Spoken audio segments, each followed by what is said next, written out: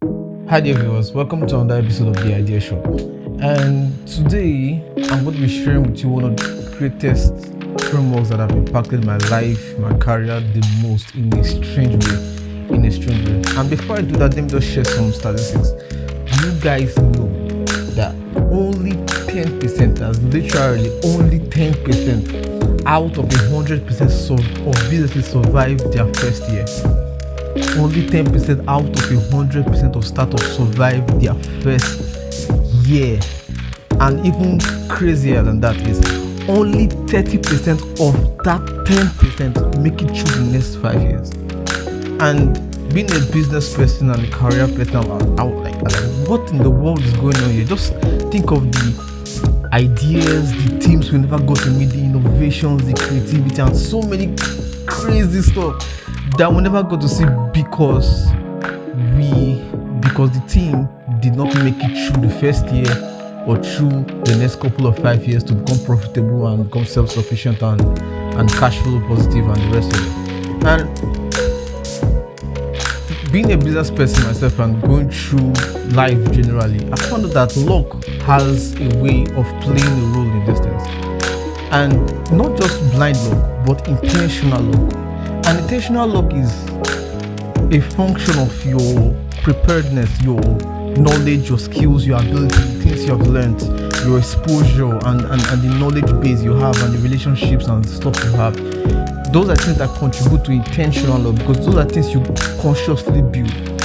Yes, and not blind luck, but intentional luck plays a huge role in the survival of a business through the first 10% and through the next 30%.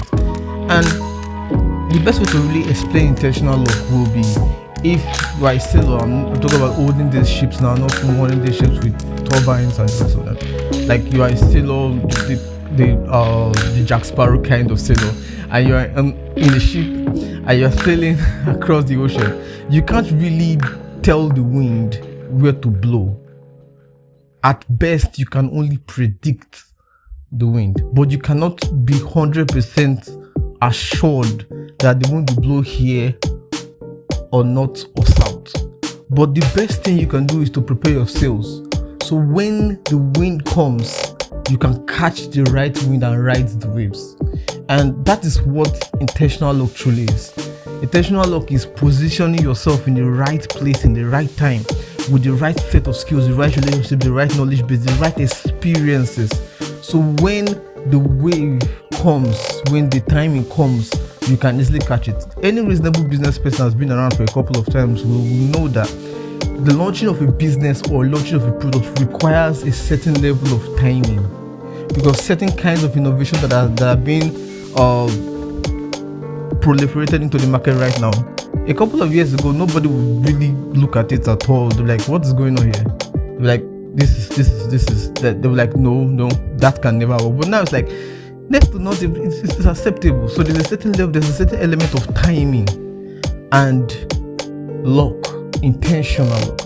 And I want to share with you a framework, like I said at the beginning, that really altered me, that made me more positioned and added to my arsenal of intentional luck. And it's not very complex. It's not everybody could do it. Even a 10 years old could master it. It's just simple 2 questions. And simple 2 questions that you need to reflect and answer internally. Just very simple. No ambiguous words, no strange diction, just simple words. And the first question in this framework is very simple. I know you have heard it a billion times.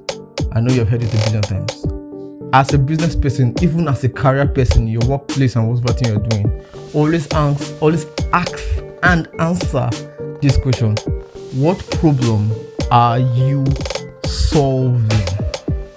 Like, what problem are you solving?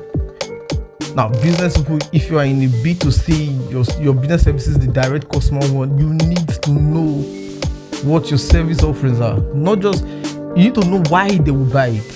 Because the reason they will buy it from you is that you need to have an idea, you need to have the clarity to know exactly what you are bringing to the market. You need to know the problem. Okay, this is the problem I'm solving. This is what I'm solving. I'm sure this is a problem and I'm going to solve it, and this is the solution. So when you're positioning yourself for sales, for marketing for it, you know the value proposition you are giving, you know the problem you're solving. The second question, which is the last question in this beautiful framework, is like a subset of the first question, is who told you the problem you're solving is the problem? Because as entrepreneurs and founders, I found out that we can get greatly enamored by our ideas. We fall deeply, excruciatingly in love with the products we are building, the team, and the ideas of the future we have, but they are all preconceived in our minds in a way that is just purely our imaginations. Sometimes it's not the reason, sometimes, not all the times, but sometimes the reason your product or your service or people don't understand what you are doing, it's not really because what you're doing is so advanced that they can't understand it. Sometimes it's because the problem you are solving is not their problem. It's your imagination. Let me say that again, and a lot slower. The problem you might be solving is not their problem. It's your imagination. You sat down and you cooked up a crazy idea about what you think is the problem, and you went out and you are executing the problem. No. The only way out of this dilemma is to go and ask questions, to go and seek the truth. Seek the truth. And these two questions are crazy.